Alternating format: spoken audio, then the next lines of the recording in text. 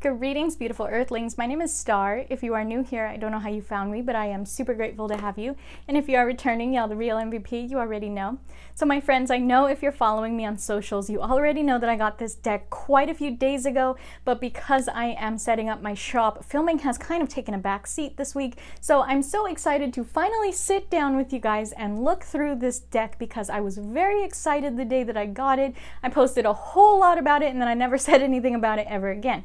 So I know you see the title, you know why we're here. We're talking about the Tarot of the New Vision. So this is a Lo Scarabeo deck, and this was actually recommended by another YouTuber. So I will link the video in the description box where I had seen this deck first. I've never seen this deck before. I have never heard of this deck before. It's one of those ones that I probably saw in my recommended and just never thought about it. So I'm very glad that someone took the time to review this and that it happened to stumble across my feed, because this is a crazy awesome deck. So I will put where you guys can find this in the description box as always, but please be aware, my friends, this is one of those pricier decks. It was upwards of like $35. So it's you'll see why it's one of those pricey decks, because it's got an insane book with it. So I'm very glad that the box is very amazing quality, that the book is very amazing quality, because you guys know Lo Scarabeo, they're kind of on the cardstock sometimes.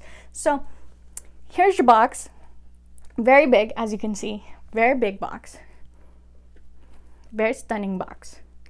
I'm very glad. I love when people put some of that money into the box, because you know, I keep the boxes. It's nice. But nothing inside, nothing exciting. Here is your book. As you guys can see, this is a giant, maybe if I show you, this is a giant book. It's the size of the box, and this is a very informational book. So this is one of those ones that if you are a brand new beginner and you pick up this deck with this book, you will be able for sure to turn into a tarot reader with extensive use of this deck and this book. Also, like the Intuitive Heart Tarot and the Llewellyn's Classic Tarot. Those are also very amazing deck and book sets. So as you guys can see, it's an actual very thick book. And I am so very excited to get into this. So if you guys want to skip what's in this book, you don't really care, you want to see what the deck looks like, there are timestamps in the comments, in the pinned comments for you guys, okay? So here you have, let me see, let me get to the beginning. At your beginning, it talks about the presentation. I did read through quite a bit of this the day that I got it, and then like I said, I did kind of set it down. So I wish I had done this review right after I had gotten it, because I would have known a lot more. I kind of lost everything that I read, to be honest. But it does have a lot about the like history of tarot, which is amazing. I love when people do that. Thoughts on the new vision. Then we talk about the major arcana, and what I love about this, you guys are going to see before I even get into the deck, the cards are the reverse of what they normally would be. Why are we starting with the Magician? Do we have the Fool at the end? It drives me bonkers when people do that. The Fool is at the end. Okay, so as you can see, the cards are backwards, and that's the whole appeal of the new vision, is they give you guys the behind the scenes look of the cards. So the whole point of giving you guys the behind perspective, backwards perspective, is so that you guys can see what is in front of the character that you don't normally see in the normal Rider-Waite imagery. So we're very used to the normal Rider-Waite imagery, and pretty much all decks are based off of it. So we're all very accustomed to the looking at the face of the figure type perspective. But this one is behind that so that you can see what they're looking at, which will give you a fuller picture of not only what they're doing, but why they're doing it, what influences them, and what is, you know, not only going on behind them, but also in front of them. So I have noticed the cards where they have a throne, you see behind the throne, and sometimes there will be things going on behind the throne, or sometimes there will be things going on in front of the person in the foreground. So this is a really cool deck. I have also since stumbled on the Before Tarot and After Tarot, which was recommended by James. So he did tell me about that one. I did go look it up because I had seen it and I didn't take any time to look at it, but I did go back and look at it, and it's the same thing as this, but it's one moment before the Rider-Waite Tarot. So just imagine, you know, people getting ready to set up for getting their pictures taken, and then what people do after their pictures taken, you know, moving out of the frame and things like that. So those are very interesting. I think this would be a really fun like set to have. The before and after tarot are not Lo Scarabeo decks. They're not done by the same person. The before and after tarot is done by the same person, but not the same person as this one. So I think it's very interesting to see all of those perspectives. I would really, really love to see all of those, and I'm sure at some point I will get them as well. But that's kind of the appeal of this. So they do explain to you guys why they are doing the gestures they're doing and what each of the symbols means that are in that picture. So if you guys get this deck, you need this book. It's not just, I'm going to intuitively feel my way through this deck. You need this book because there is a lot of things intentionally put in there that wouldn't quite make sense otherwise. Like the magician has a monkey behind his back, and apparently it's because it also alludes to something with Christianity and Egypt and a whole lot of stuff that really goes into just that one symbol that you wouldn't really get just by intuitively reading it. You might think it's like something to do with him being tricky, or, you know, pulling the wool over people's eyes, or trying to get money, or things like that. But you really, really need to read this for an added dimension onto that. You can read these intuitively if you choose to ignore the book, but please understand this is a very expensive set because there is so very much that went into this book.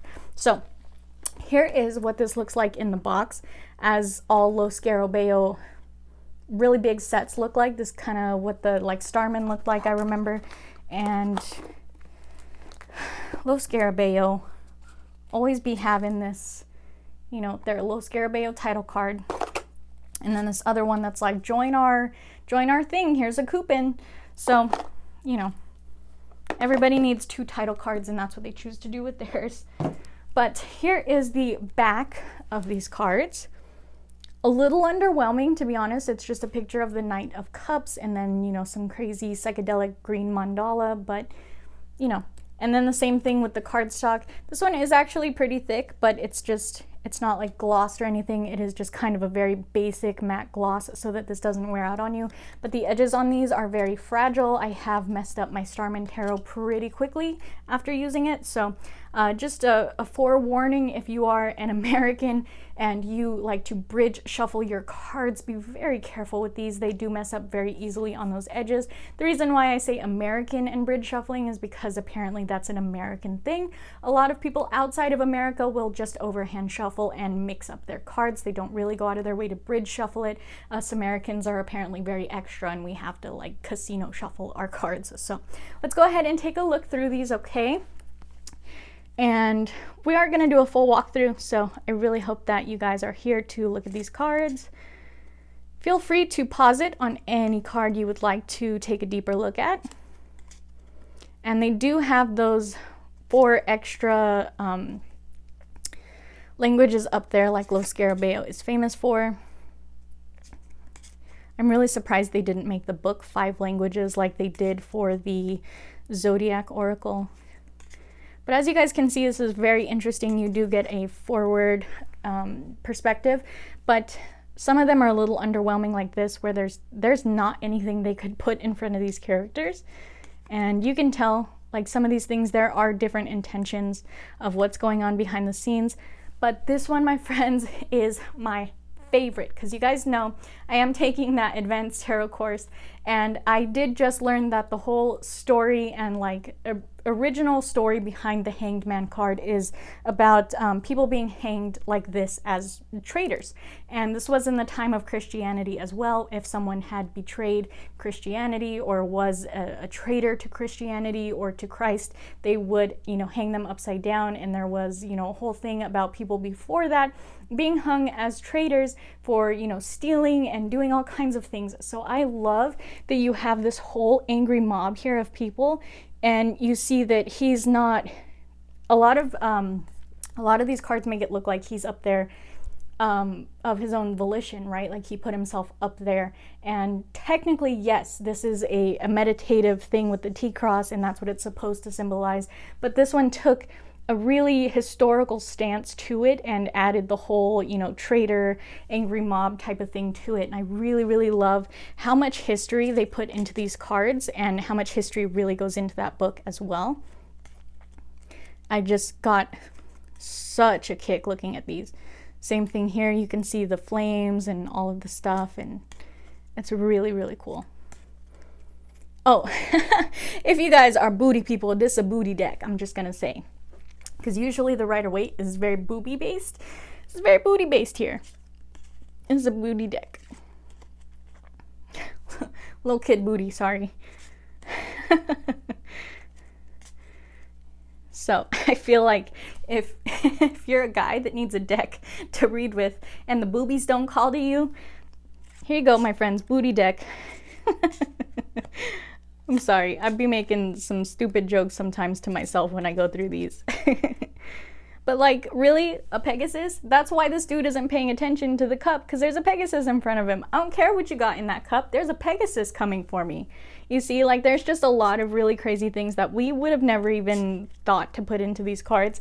This one got me, because this is supposed to be the card of nostalgia with a past person, right? And then there's this old couple looking at the memories of, you know, whatever. It's just, it hit me with nostalgia. It felt really good. And I was like, that says nostalgia more than the other ones. Normally they just say like past person or something. And this guy's like walking away from a whole party because he's looking for his own independence, right? Like, these are really amazing. It's just so exciting. I feel like I might be one of the very few people that's excited about this deck, to be honest. I don't know if you guys think that this is just like a novelty, if you're not too excited about it. If you think that, you know, all the stuff in these images is just made up and it's just frivolous, like, definitely let me know in the comments what you think about this deck. I would love to know. I love, love, love finding decks like this that are just so off the wall and so far away from the realm of the normal Rider-Waite-Smith imagery. It just really like excites me, especially this one. Look, like he's like haunted by a ghost. There's like a ghost. This is him like taking a break to look at all of his hard work, and there's just like a ghost there. You know, like this is something I'm really gonna have to spend a lot of time with and really read through that book and really, really, really spend a lot of time with, because I really want to know what all of these random things are put in there for, what they mean and why they thought that they should be in these cards. Because this isn't stuff that, you know, Arthur Edward Waite or Pamela Colman Smith ever decided should be in these cards, right? This is something that a new artist decided would be on the other side of these cards. So I'm very interested to know why they thought that, why they think that these things are important enough to make a deck out of. It'd be very interesting to see. This one's really cool too. There's like an angel, and there's like people back there. This would normally just be the card of, you know, like swift motion communication, but what does all of that symbolize, you know?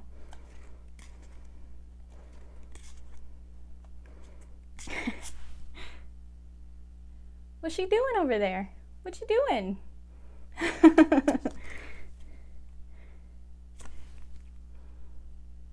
He's riding toward a bunch of people with camels.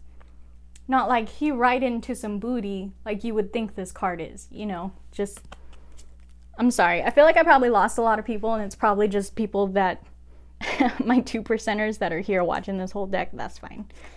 That's totally fine. Because stuff like this really, really excites me. It really piques my interest.